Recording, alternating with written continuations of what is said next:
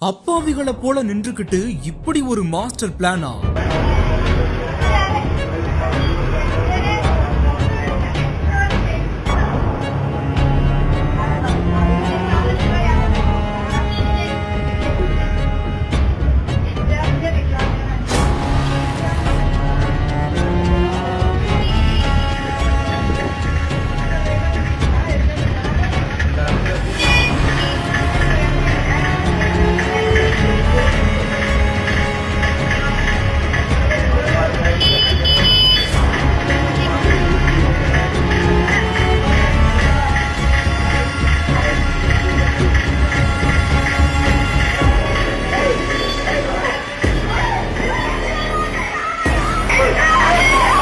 கண்ணிமைக்கும் நேரத்தில் களவாடி விட்டு தப்பி ஓடிய திருடர்கள்.